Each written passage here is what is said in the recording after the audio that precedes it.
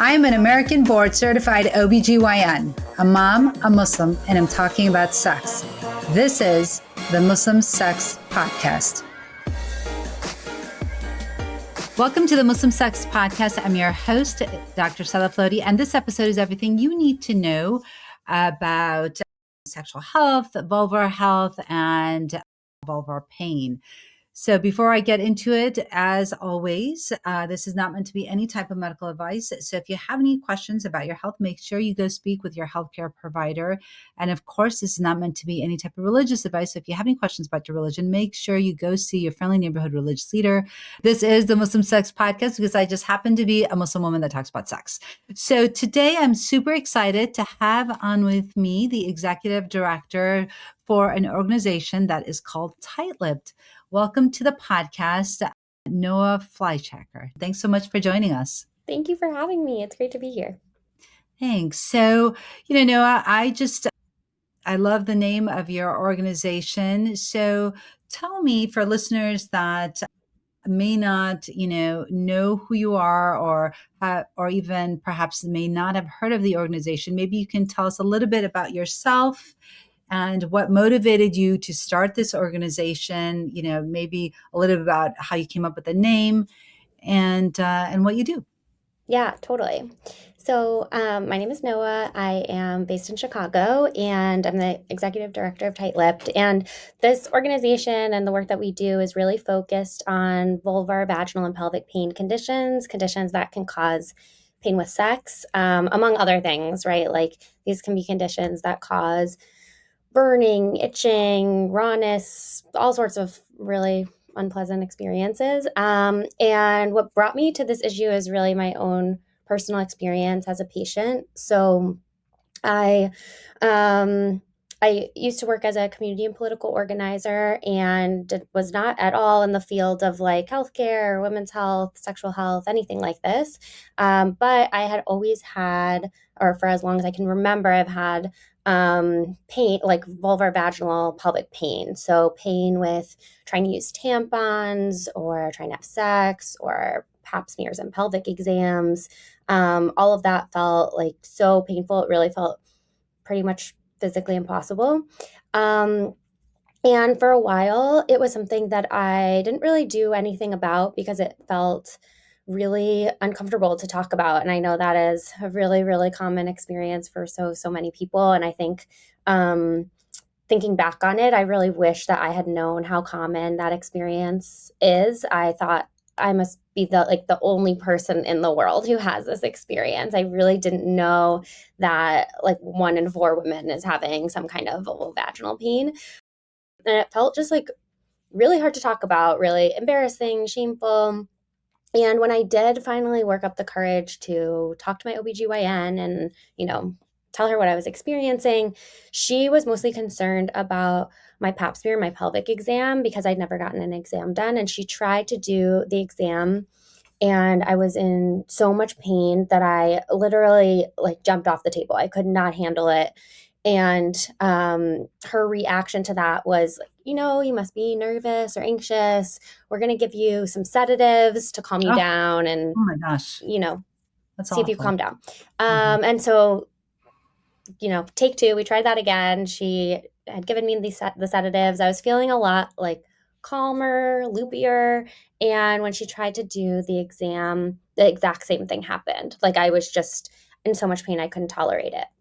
And so she said that I must be still just like very nervous and anxious about the exam and that I needed to go under general anesthesia in order to get a pap smear.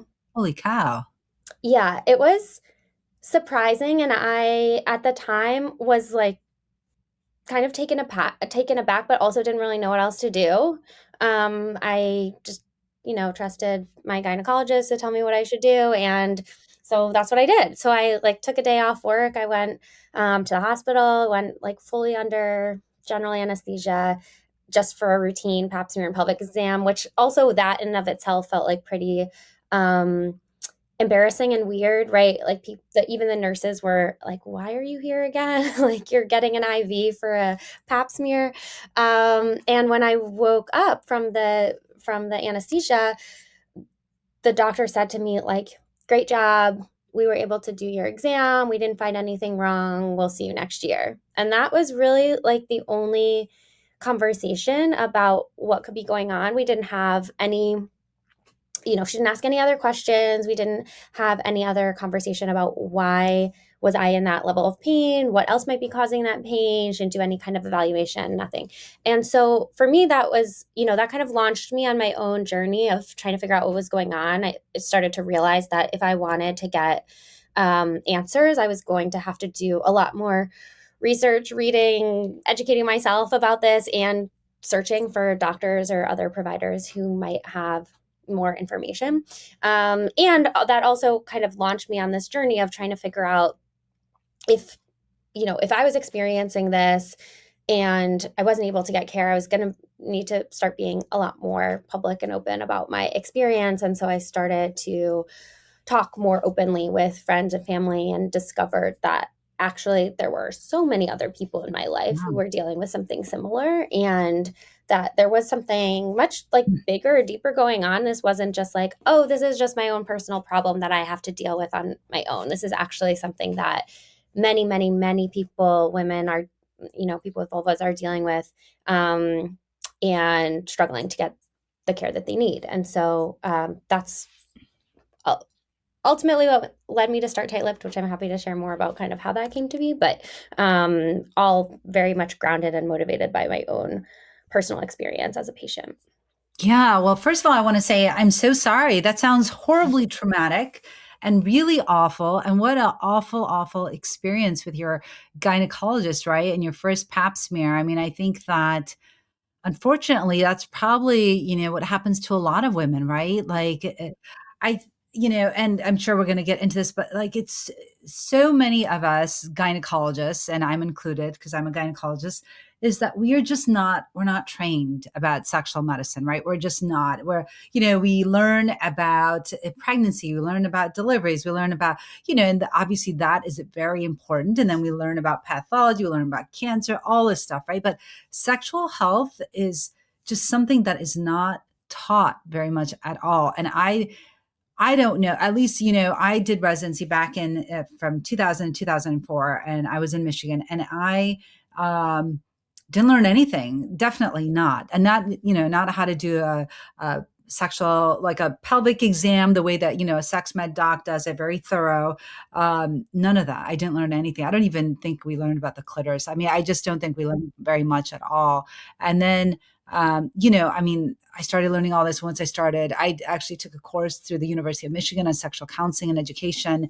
I learned about ISHWISH and all the different organizations, and then, became an ISHWISH fellow. But yeah, I think that what you went through is unfortunately very, very common. So I'd love to hear the story about the name of your organization. Yeah, totally. And I mean, I think everything you said is so true about this huge gap in training. We can talk more about this, but this is like a huge part of what our advocacy work is focused on, because I think for so many of us, myself included, when you go to see your gynecologist, who is the go-to doctor for anything having to do with sexual health or anything having to do with your vagina, right? Like that's the doctor you're going to go see. And so if they are either dismissive or just don't know what is going on, it's very common to just blame yourself, right? To think, I just thought like, oh, I must be a really, rare patient. Maybe something's just wrong with me. And I hear that every day, and I hear those stories from so many people who think, okay, if my doctor doesn't have any answers for me, it must be my fault, right? It must be like something that I caused, rather than understanding that this is actually a systemic problem. This is actually a problem in gynecological training, and like what's missing around sexual health and about sexual pain and genitopelvic pain, and the fact that this is just a topic that often is not touched upon or taught in training. Yeah. Yeah. Absolutely. So our name came, after a couple of years of trying to figure out what was going on, I throughout that time had started to become more and more open about what I was experiencing. And as I talked to more people, every time I like opened up to a new friend or a new person in my life about what I was dealing with, I got the same reaction. It was always either, oh my gosh, I also have that, or my friend has that, or my sister has that, or my Mm, cousin has yeah. that. So I Mhm. started talking to all these people who were dealing with something similar and became motivated to figure out, how do I share my story more publicly and start to bring people together in a way that we could actually change how we're being treated. And that started as a podcast. At first, this was like a story. This project was a storytelling project. We wanted to create a storytelling platform to break the stigma associated with these conditions. And I actually sent out a survey to a bunch of people in my life to try to get ideas for names. Mhm. And we had a lot of very like similar but not quite right names. Like one of the names was clammed up. Okay. So there were things that were kind of close to it. And someone suggested loose lips. And I saw that and was like, that's not quite right. But it's the opposite of that, right? It's tight lipped, because this is something that is so uncomfortable for people to talk about. But it's also Yeah. like, my pelvic floor is really tight. And so is, Right. most people have Yeah. vulvovaginal pain. And so that's how tight lip began and launched first initially as a storytelling project and now an advocacy organization. It's amazing. I love the name. I think it's so appropriate. So, so many people experience sexual pain. And of course, like you mentioned, not many people talk about it because of the shame, the stigma, the taboo. And so, how do you think that, and I think we're probably going to talk a little bit more about this, but how do you think we could start to make that change in healthcare? Yeah, it's interesting how it's both a problem within the kind of medical world and when you go and talk to your doctor, and then it's also, of course, mirrored in our society, right? It's really hard in, I would say, almost all communities to talk about vulvovaginal pain. I think that it is really, really helpful when medical providers proactively ask questions. I know for me, I didn't have any of the language to be able to describe what I was going through at the beginning. I wouldn't have even known what to say. Actually, when I first talked to my primary care doctor, she said, "Are you sure your boyfriend knows what he's doing?" Oh my goodness. And and it just made me feel like, wait, do you understand what I'm talking about? Exactly um, right. and so I just wish that we had equipped medical providers, OBGYNs, primary care doctors, even, this can be relevant to dermatologists. It can be relevant to so many different types of doctors. Yeah. Right. Proactively asking questions about, are you in pain when you try to insert a tampon? Are you in pain from a Q-tip? Right, the Q-tip test is such a helpful tool for identifying where the pain is in a way that can give you a lot more information and is so simple and easy. And so I think that Right. those proactive questions are really, really helpful, and not assuming that when someone says they're having pain with sex, that that's the only thing going on. I know so many people who it took years to discover, wait a second, I also have urinary symptoms or so many other things going on, and they're all connected, but no one had asked them about that. So why would you know? So I think that that is incredibly helpful, and also just normalizing that it's very common but not normal, right? I guess I don't want to normalize pain because it's not normal or okay, but just making it okay for people to talk about by talking about how common it is, and that Yeah. it's not something that you have to just live with and put up with. Yeah, I think so many physicians, because we're not taught about sexual health, we don't even know how to approach the topic, right? And so they feel some physicians feel like they're being too intrusive if they ask about sex, or that they don't have the language for it, or like they're afraid of the answer, right? So like if a patient says, "Yeah, I'm having some pain. Yeah, it really hurts," then they're going to be like, "Well, I don't know what to do with that. Like how do I fix it?" Because I think when people go to physicians, they expect them to know all the answers, right? And I think that sometimes as a provider, we may feel like, I don't want to say a failure, but you almost feel like, gosh, I don't know how to do this. What is this patient got? There's a lot of thoughts, right? Like this imposter syndrome thing starts to happen. And so I think that, maybe just bringing up and teaching physicians, right, the language, but it starts I think with medical students, right? It starts with teaching the medical students, then teaching the residents, then teaching, and then it just goes upstream from there. But I think so many physicians feel very uncomfortable with the topic of sex that it makes the patient feel uncomfortable. And then the patient feels like, well, if they're going to be so uncomfortable, maybe I shouldn't ask it, or maybe I'm asking the wrong thing, right? Yeah. Yeah, totally. And I love what you said about being comfortable also saying when you don't know the answer, because often, when I've been dealing with this for a long time, and I've tried lots of things, and some things have been helpful and some haven't, but I have really, really appreciated whenever I have an appointment with a provider who says, like, look, I don't know I don't know exactly what's going on, but I want to help you figure it out. I feel like sometimes what we're looking for from the patient side of things is we're looking for a provider to be in it with us, who's willing to try to figure it out with us. We're not necessarily looking for that provider to say, oh, I know exactly what's going on here and I can answer all your questions, or I'm going to be able to, get you to be pain free in a very short period of time. I think people have more realistic expectations than that, but are also just wanting someone who's willing to, like do some research, ask some Yeah. questions with them and figure it out, even if that means a provider saying, I actually don't have the training or education to Yeah. know exactly what's going on here. 100%. I think showing a little bit of humility, right? And vulnerability with your patients. And like you said, I feel like people appreciate that, right? Like at least you're being honest. Yeah. What are some of the myths you think that people believe about pain with sex? Yeah, that's a good question. So I mean, one thing which I know I touched upon this earlier, but I think people really feel like I'm the only person having this experience, or this is really rare, right? When actually pain with sex is super common. It's a really, really common experience.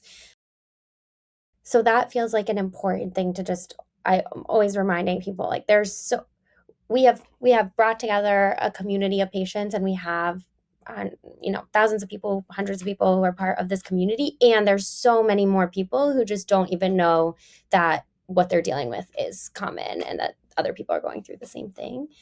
And then there's also the myth that it's caused by one thing, right? I think the importance of getting a correct diagnosis and figuring out what's going on. Often there's this idea that if you're having pain with sex, it's because you're just anxious, right? That's the whole reason. You're anxious. If you just relax, if you just calm down, right? I cannot tell you the number of times I've heard things like, my doctor told me to drink wine, or my doctor told me Yes. just use more lube, or just calm Yeah. down, or someone once told me their doctor said, um, to try buying a cucumber at a grocery store. Yeah, No. please Yeah. don't do that at home. No, That's right. dilators were invented for a reason. But, so just these ideas that it must be psychological and that there isn't something else going on, even if it's of course, like, anxiety does not help if you have pain with sex, but you also probably have anxiety because you have pain with sex. So it's a like never ending cycle if you're not also addressing and figuring out what's really going on there. 100%. Something that I've heard also is that the sex does hurt, right? Like, so when people say that, especially I think like when somebody is a virgin and they're going to have sex for the first time, I've heard people say to them, well, oh, if it's painful, that's normal because sex is supposed to be painful, Right. right? And so, or that, like if it's painful, just kind of push through it, you'll be fine. Right. And I think Yeah. that that just adds to the trauma. And I think that that is probably the worst advice, right? Is that if you're Yeah. having pain with sex, there's probably something going on and you really need to get that addressed. And not probably, but there definitely is something going on. And so you should absolutely get that addressed. And sex should not be painful, right? And I think that's one of the biggest myths that I would like for people who listen to this podcast to know that Yeah. sex should not be painful. Yeah, absolutely. And that pushing through it, unfortunately, is only going to make it worse. 100%. Yeah. So, in all the years that you've been, working with the community of tight-lipped, have you noticed any different cultural or religious communities that have different thoughts about let's say sexual narratives and or like pain or dealing with that, have you noticed anything that's come up, or do you think it's just pretty much across the board that, there's a lot of shame and taboo and stigma within different communities? Yeah, totally. Yeah, there was this really interesting moment we had at a tight-lipped workshop once where um, people were kind of sharing their like their theories about why they had pain. And there was a woman there who was very religious, and she said, I think that I have pain because I grew up in a more conservative environment where it wasn't okay to talk about sex, and that's where I think it came from for me. And someone on the other end of the room, like, immediately was like, wait a second, I thought that I have pain because I was told I was having like too much sex, and I grew up in like a much more like open, like you can talk about anything environment. And she was like, Oh, I thought that I interesting. just was like too open and too like putting myself out there too much. And it was kind of funny that they were saying the opposite things, but they both had, ended up in the same place. And I feel like that is something I hear a lot where people have, of course, like culture and community that you grow up in impacts your experience. And it's just interesting that kind of whatever culture and community someone grew up with, they have like some association with that for why they developed their condition, even if those cultures or communities are completely different. Right. I do think that like in the stories I hear from people who grew up in like a more religious or more conservative environment, it's sometimes harder to identify that what you have is like either okay to talk about or that it is something that is a legitimate real medical condition. That's certainly something that I feel like comes up in every, right, like Jewish, Muslim, Christian, every religious environment. But it does feel hard to say, well, is it more common in those communities? Because it's common everywhere, and everyone kind of has a story about how it's common in their, or not how it's common in their community, but how it's like connected to whatever they grew up believing about Yeah. sex. Yeah, I agree with you. I think that, like, definitely, when you grow up in a very conservative community, and then I think that if there's a lot of sex negativity, right, then I think that those individuals sometimes blame themselves and internalize perhaps the shame or the stigma and are afraid to talk about it because they think that, well, maybe this is dirty, wrong, or shameful, and I shouldn't really be talking about it. Or maybe it's something that only I'm going through, so I can't talk about it with anyone else. Or maybe they think it's too private and things like that. And that's actually one of the reasons why I have this podcast, because I feel like, having these types of conversations really helps to normalize what others are going through, whether it's pain with sex or whether it's sex negativity, whatever it may be. I think that it's really important to have these conversations so people can start talking about it, right? And if we take something that we've always associated with shame and put it in the light, then it no longer becomes shameful, because you can at least talk about it and know that it exists and know that it's not your fault. I think sometimes, especially, I think sometimes when you grow up in a really conservative community, you start to say, like, well, maybe I deserve this, right? Like maybe it's something I did in the past, and now I'm being punished. And so that's why I'm having this pain. Like, I think that a lot of different thoughts come up for people. Totally. And I mean, I think one of the things that has been really powerful to see with just bringing people with vulvovaginal pain together to talk about their experiences is, unfortunately, so many of us blame ourselves for our pain. It like felt so normal to me that, oh, of course I blame myself for my pain, but it doesn't make any sense, right? When you have knee pain, or like when I've twisted my ankle and then my ankle hurt for a year afterwards, I wasn't like, wow, I caused that pain to myself. It was like, yeah, okay, I twisted my ankle. I have a injured ankle.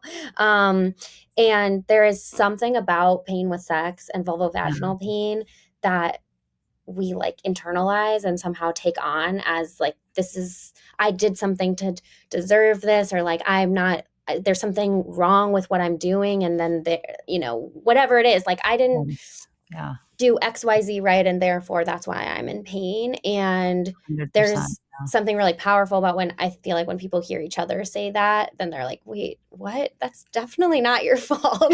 Yeah. Yeah. Yeah. Yeah. Absolutely. Absolutely.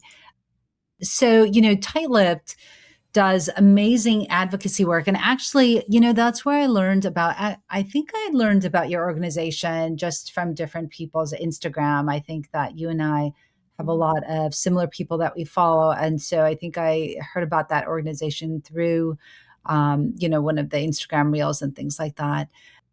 But I'm curious to know how storytelling has been a tool for change in your organization. Yeah, totally. So we've, over the last 5 years, we've shifted from being a podcast and like storytelling platform to really trying to use those stories to change how people experience care, because so many of us struggle with the same issues, right? Not being able to find a provider who understands or has like is knowledgeable about vulvovaginal and pelvic pain, struggling to get a correct diagnosis, get effective treatment, right? These are all like issues that are much bigger than just one doctor or one medical institution. It's like systemic across the country, or I guess potentially across the world. And so big part of what we do is identify how could we share these stories and experiences in a way that will start to move the needle so that patients are both ourselves and also future patients don't struggle so much to get care. So one of the ways that we've done that most recently is that we've been focused on teaching hospitals and OBGYN departments, because vulvovaginal pelvic pain are not part of the required training in OBGYN, at least in the US. Sorry. I said, correct. Yeah, Yeah. absolutely. 100%. Yeah. Yeah. Yeah, like the national guidelines for what has to be taught to become an OBGYN, at a teaching hospital and OBGYN department, it doesn't include any of these conditions. And so that's our focus right now, is how do we make sure that this actually becomes part of the national standards for education and training, so that anyone anywhere can go to an OBGYN and know that that person will know at least the basics, right? Not everyone needs to be an expert in like all the complicated elements of treatment, but know the basics of diagnosis and treatment for these conditions. And so we have been bringing groups of patients to speak at teaching hospitals. So this past year, we spoke at hospitals in New York, Philadelphia, DC, Los Angeles, and a couple in Connecticut, in the state of Connecticut, where we brought a group of patients to do a patient perspectives panel. The patients had a range of different experiences, different conditions, came from different backgrounds, et cetera. And they shared their stories. Like they talked about what symptoms they've dealt with, how they've, faced obstacles navigating the medical system, where their pain is now, and what they wish OBGYNs knew, to a room full of OBGYN residents, so that the people in that room will understand, okay, this is actually an issue that even if I'm not learning in depth about it, this is something that I need to educate myself about, because I'm going to see patients who have this problem in the future. So that's one way that we've been using storytelling to both, put this issue on the map, but also really encourage OBGYN trainees to understand this problem and advocate for this to be part of their education and training. That's amazing. As you're talking, I'm trying to think of like all the different people that I know that I could try to connect you with. And so last year I gave a lecture to, I think it was second year residents, OBGYN residents, to the program where I graduated from in Michigan, and it was on female sexual dysfunction. And I used slides from Ishwish, and I gave them a lecture, and they really liked it, and they invited me back this year. So I'm going to do the same lecture. And then I'm also going to do a course for Michigan State University. They're doing a CME, but I'm just thinking how like Tight-Lipped could get involved. And so maybe you and I can talk about that offline a little bit. But yeah, I agree with you. I think that it's so important, right? That you start with, and I also give lectures to medical students about sexual dysfunction, but you're so right? Like you have to start from where we're doing our training and change that so that more and more people can learn how to do, really good exams, how to look for pain and see how we can best help. If you could redesign sexual health education from the ground up, what do you think would be something that for you would be absolutely non-negotiable? Yeah. Oh, so many things I would love to see change, but I would love to see, related to what I was just talking about, I would love to see every OBGYN residency program include mandatory rotations where they learn from pelvic floor physical therapists and sexual medicine specialists. I think if every resident was learning the basics of, what might cause someone to have pain with sex, what might cause someone to have any type of vulvar, vaginal, or pelvic pain, I think if you were learning that early on and able to spend time with experts in the field, that would dramatically change what care is like for Yeah, patients. yeah, 100%. Um, so for someone who's dealing with painful sex and feels broken or alone, what do you want them to know?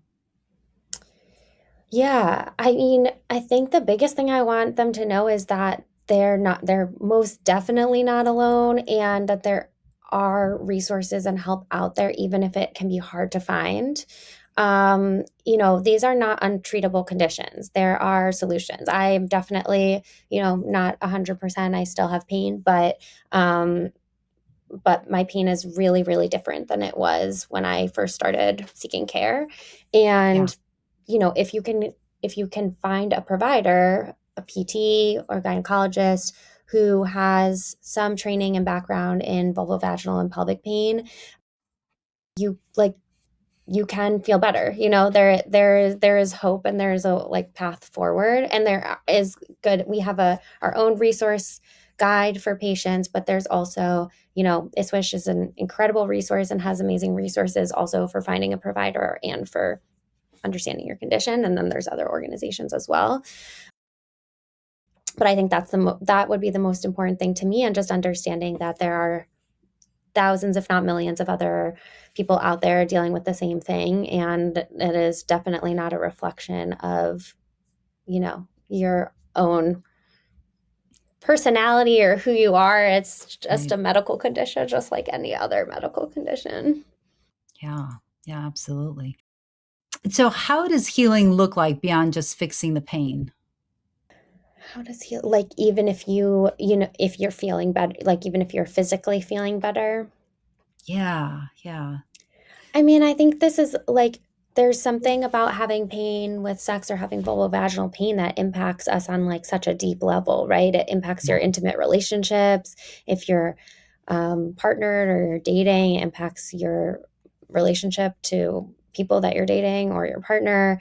Also, it impacts people's like friendships, right? Like, sex, if you talk about sex with your friends or with your family, the way that you talk about it might be impacted by your condition or your like feelings about yourself, right? About your um like it impacts your mental health, like yeah, mental health. everything. And so I feel like because of that, because this is I like the sprained ankle example, because I don't think, when I had a sprained ankle, it's like that doesn't impact my life in a broader way. I mean, it does in the sense that it's like, where can I walk, or what, when can I get back to running? But it doesn't impact like my relationships to other people.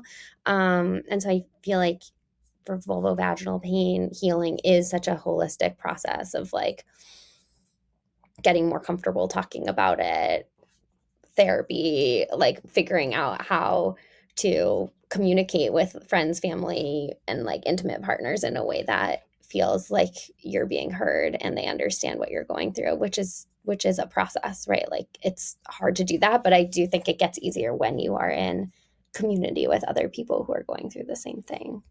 Yeah, I think, I mean, I agree with you 100%. I think that, sexual health is so much of that, what we talk about, that biopsychosocial model, right?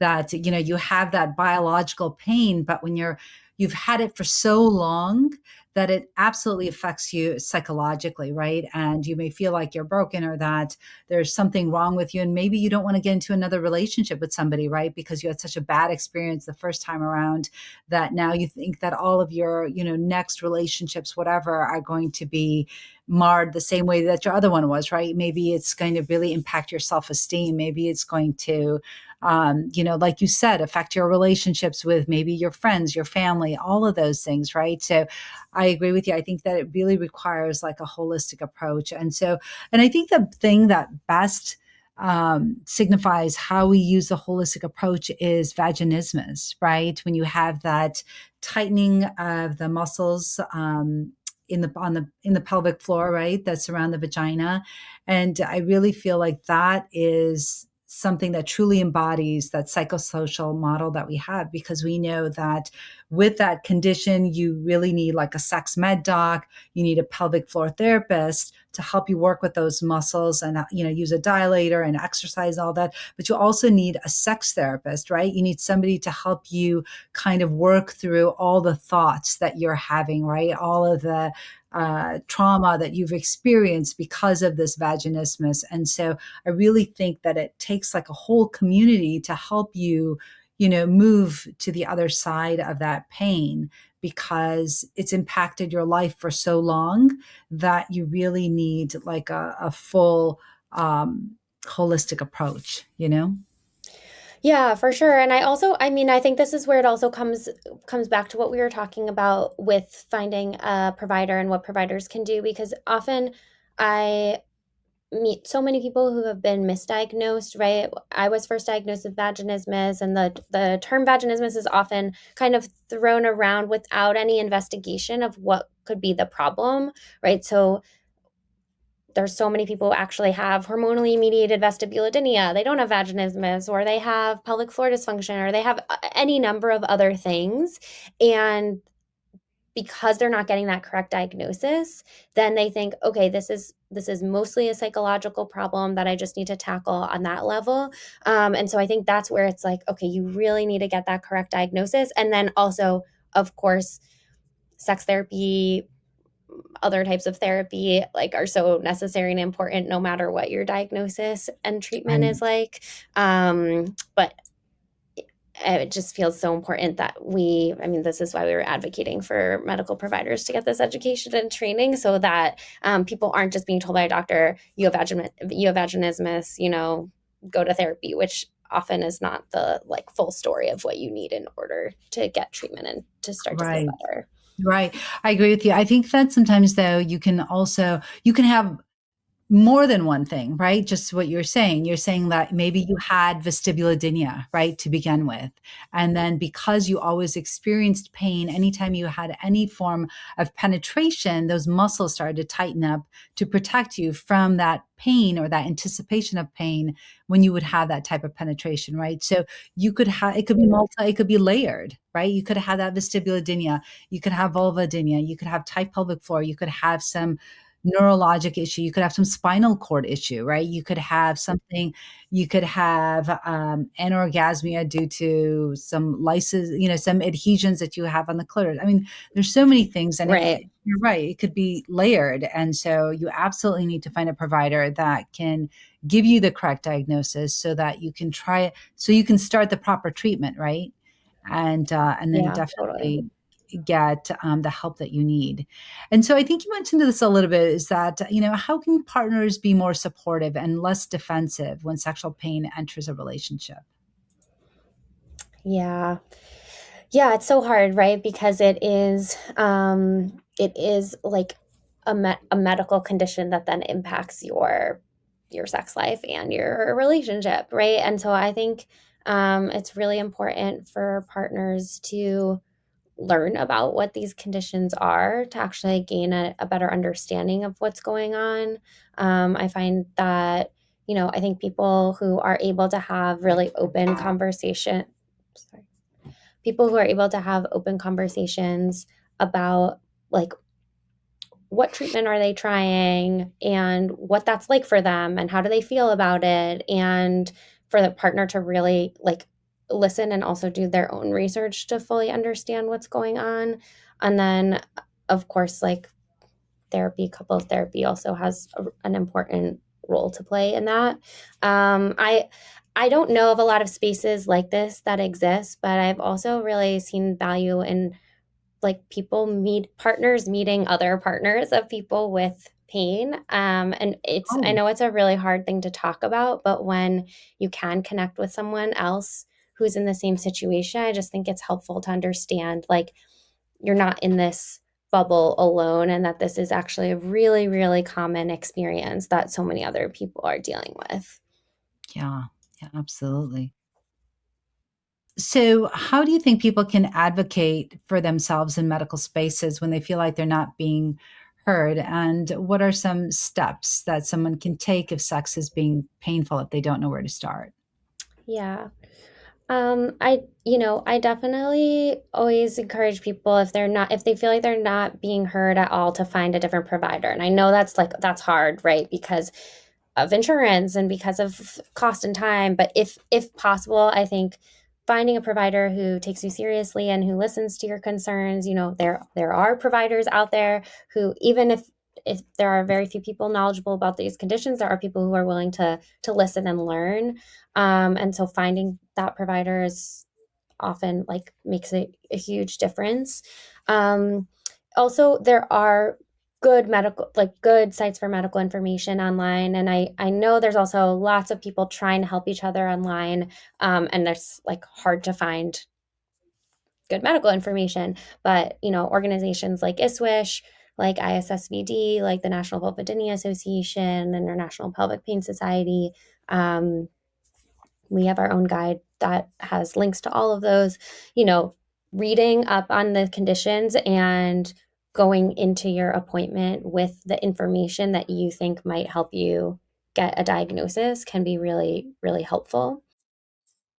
And then I also often find that, you do have to advocate if you feel like the diagnosis that you got is not correct, or you feel like the treatment is not correct. You do have to like, and it's hard, like to push back on it and to come in with what questions you have, what information you've been able to find, to see if there's something else that you can try, or if there's something else that you can talk about. Um, and sometimes does mean finding a new provider, unfortunately. Yeah. But So, if we weren't so quote unquote tight lipped about sex and pain, what do you think would change for individuals and society? I think we would just treat this condition like it was any other condition. When I was first starting Tight Lipped, I had a really interesting conversation with a woman who was involved in early days breast cancer activism. And she had no idea what I was talking about. Like, she had never heard about vulvovaginal pain. I got connected to her because I was talking to people who had been involved in other patient led activism, right? There's a really interesting history of, patients who have had all sorts of conditions, whether it's breast cancer, HIV and AIDS, right now, intersex patients who have done advocacy, organizing work together, all sorts of different conditions, right? And so I had this conversation with this woman who she said to me, the way that you're talking about vulvovaginal pain is how we used to talk about breast cancer. Like, you couldn't say the word breast, you couldn't say the word cancer, and you definitely weren't going to tell someone if you'd been diagnosed with breast cancer. And it was really eye-opening talking to her, because I'm younger than her, and I've grown up in a world where breast cancer is not stigmatized.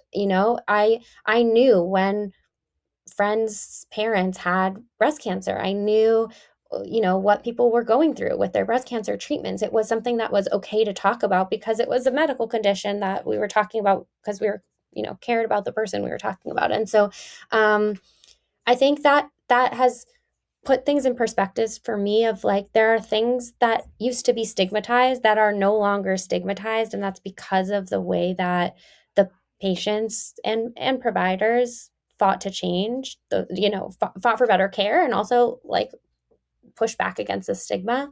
And I think vulvovaginal pain is the same, right? Like, I would hope that we can create a world where saying, oh, I have vulvodynia, or I have a vulvovaginal pain condition, would feel the same, where it's like, oh, okay, that's just a chronic pain condition, or that's just a sexual health condition, just like any other part of your body or any other issue that you might be dealing with.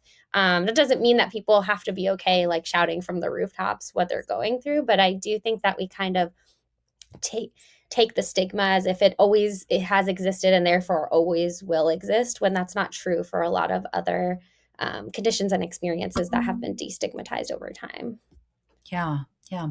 What do you think gives you hope about, where we are right now in terms of vulvovaginal conditions and talking about this? Yeah, I mean, it gives me hope to see the progress that's been made around endometriosis, and we're in a dramatically different place around endometriosis than we were 10, 20 years ago. And I think that vulvovaginal pain is on the same path. And I think people are starting to wake up to the fact that this is a really common condition, that it's okay to talk about it.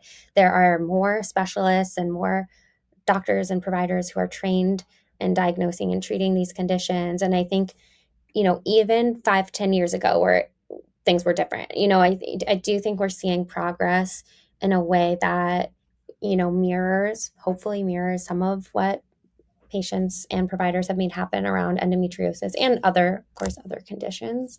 And it also gives me hope that, there has not been a big push previously to from patients, from providers, to really change the standard of care and practices around these conditions. And so I think that means that there's a lot that's possible that just hasn't been tried yet. And that feels like, that for me, coming from a community and political organizing standpoint, that feels hopeful, because it's not like, oh, it's been 70 years of people pushing for change around vulvovaginal pain and we've gotten nowhere. It's like, no, there hasn't been. Like, there hasn't been that big push. There hasn't been the, like, people power coming together to try to change this. And so I feel like there's a lot that can change actually pretty quickly. I mean, it's going to take time, but just because there's a lot that hasn't been tried yet.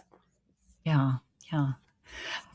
So for those, people that are listening, watching you and thinking, wow, this organization is so amazing. How can they get in touch? How can they get involved? How can they maybe host meetups? What can they do? Totally. So we have 5 chapters. So if you're in a city where we have a chapter, there is a local group, and you can find the chapters on our website at tightlip.org. There's a join us part of our website where you can find where there's a local chapter and sign up to get involved and go to programs, events, meet up with the team, and also get involved in the advocacy work that we're doing. If you're not in a city where we have a chapter, we are hoping to host virtual events and programs this year. And so we have an email list where we send out every month a newsletter that has upcoming local and virtual opportunities for people. And that's the best way to stay up to date, stay involved. And then also, if you're just hoping to find more connection, we have a podcast and a zine. The zine is online, that both tell patient stories. And that's often a way, in the comfort of your own home, to just read other people's experiences and realize how common what you're going through is. And so whether you want to listen to that on a podcast or read and listen to it on the zine, we have that on our website, and that's a great resource for people. That is awesome. Well, thank you so, so much, Noa, for coming on and talking about your organization. I think it's so important what you do and the advocacy that you and your group promote. And it's so important that we talk about these kind of things, because you're right, so many women do suffer with vulvovaginal pain and don't know where they can go, and may not know about your organization and may not know of resources. So I think it's so important what you do. So thank you again for coming on.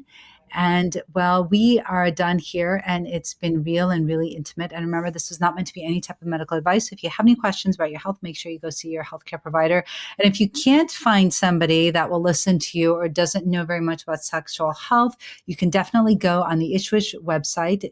That's ISS. I always have to spell it out. ISS, Institute for Sexual International. WSH. Yeah, WSH. Oh my God, it's right. ISSWSH.org, or like you said, There's the National Vulvodynia Association, and then there's also the International Society for the Study of Vulvovaginal Disease. Yes, ISSVD. Yes. Okay. And all right, very good. So thank you so much. And until next time, this is the Muslim Sex Podcast. So thank you for listening to the podcast, and make sure you leave us a review, share and like the podcast. And if you leave me a review, I'd love to shout you out on social media. So be sure that you share it with all your friends. And thanks for listening.